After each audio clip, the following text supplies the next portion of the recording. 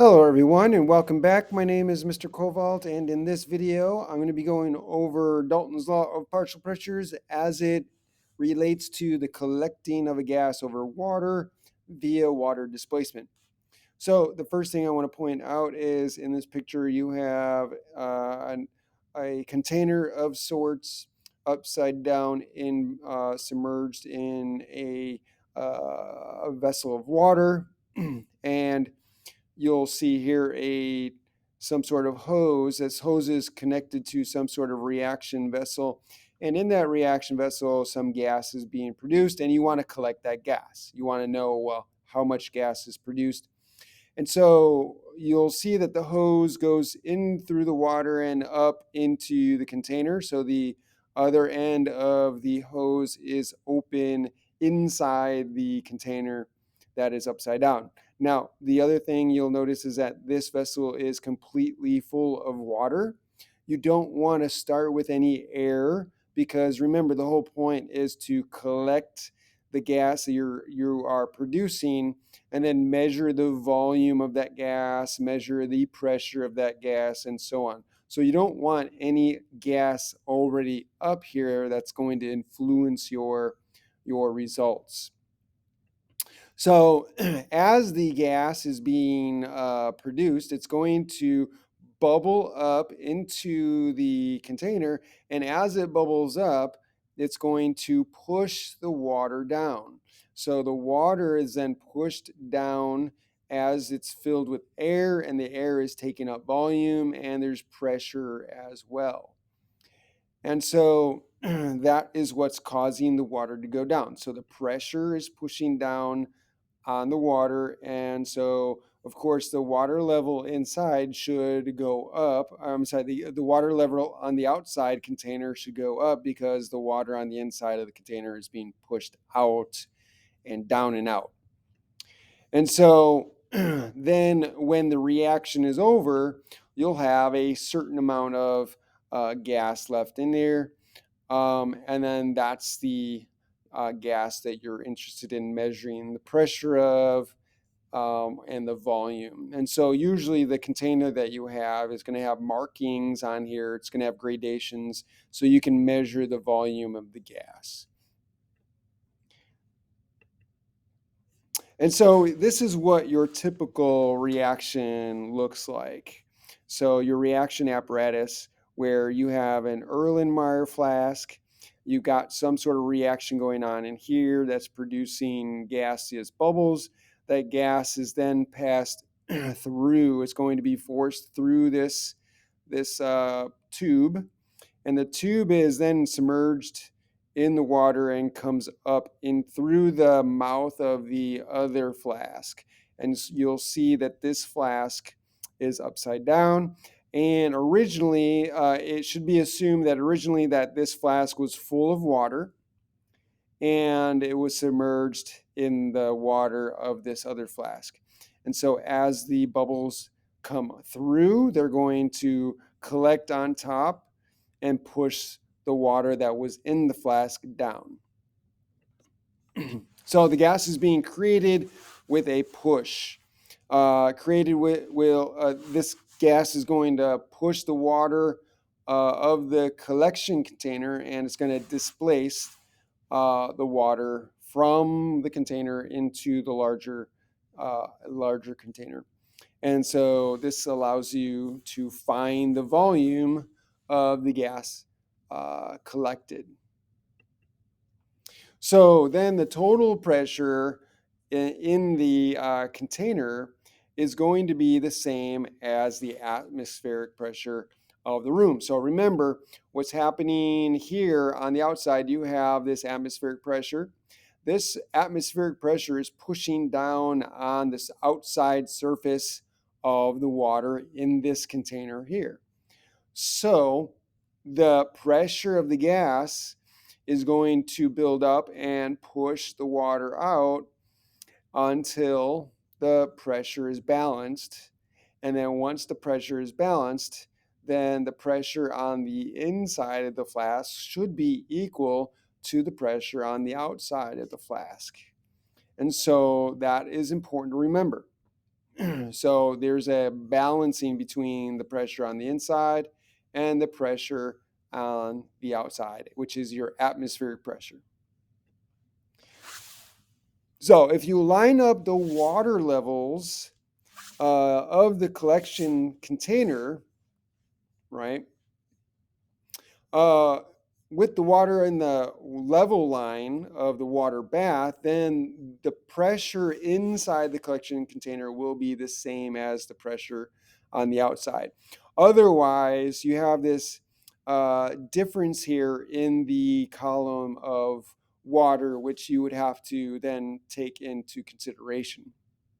So in this case here, when the lines don't match up, then the pressure on the outside, the atmospheric pressure here is going to be equal to the pressure in the flask plus this little bit here, this water level here, that water level is adding pressure because again that has mass and then the weight is pushing down.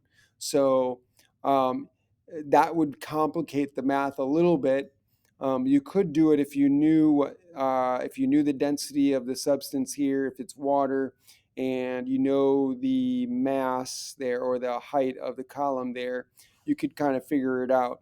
But to make your mass simpler, you would just make sure that the water level in your container matches up with the water level outside in the outside container here. And then in that case, you know that it's just the pressure on the inside of your flask or your container here that's collecting the gas. That pressure of the gas is going to be equal to the atmospheric pressure. Otherwise, you have to consider the difference in the water levels. And so that complicates the math a little bit. So water vapor is going to be a problem because remember, you're collecting this gas over water. There's going to be some water vapor there because water evaporates, and it's going to, some of the water at the surface, some of the water molecules at the surface are going to evaporate and fill in this space a little bit. So the gas, the collected gas will have a little bit of water vapor in it. And so the amount of water vapor is going to change based on temperature. So whatever's being collected here in this flask is going to be collected here. But again, some of the water here is going to be in a vapor phase as well. So the this gas here, what you're collecting here is actually a mixture of the gas plus water vapor. So we're going to have to take in consideration Dalton's law to figure this out. So wet gas versus dry gas. So what do you mean by wet gas? What we mean by wet gas is what we just said. That's going to be the gas mixed in with some water vapor. So we're not interested in the mixture of the wet gas. We're more interested in the gas of the reaction that we are performing. So we want to know what the pressure of that gas is, what the volume of that gas, and so on.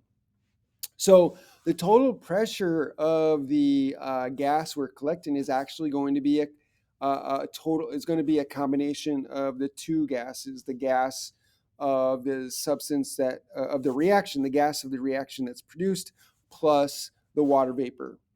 Okay, so then the total pressure is going to be a result of the partial pressures of the desired gas and water vapor. So that's what we see here. The total pressure is going to be the dry gas that we collected that we're interested in, plus whatever the water vapor is.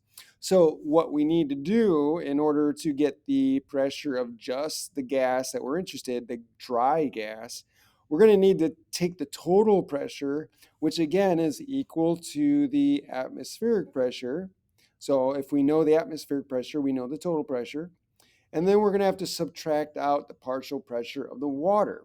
Well, how do we find the partial pressure of the water? Well, what we do know is that we have data in which we can look up the partial pressure of water vapor at various temperatures, and we could subtract that out. So this is what we need to subtract out. And so here we have an example of a table that will give us the partial pressure of water vapor at various temperatures. Now, ignore this R36 reference sheet. That's a sheet that I give for my students, but you can find a table like this either in your textbook or on the internet. And so what you need to do is measure the temperature of the gas, and then look up the partial pressure of water at that temperature. And then that would be the pressure that you're going to subtract from the total pressure of your mixture. And what is the total pressure of your mixture? It is the atmospheric pressure.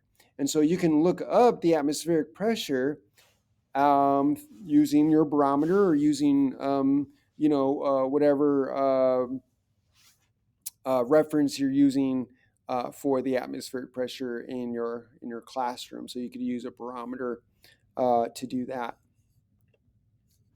So that's it for this video.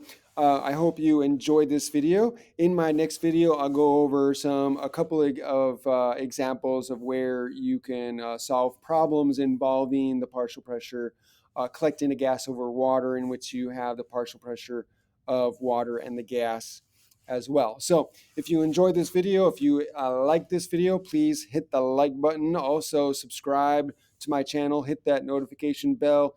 Once you do that, make sure you hit all, so that way you can be notified by all the videos I put out. And also put a comment down below in the comment section. Let me know what you think. Ask me questions. I would love to hear from you. Thanks for joining me, and have a great day.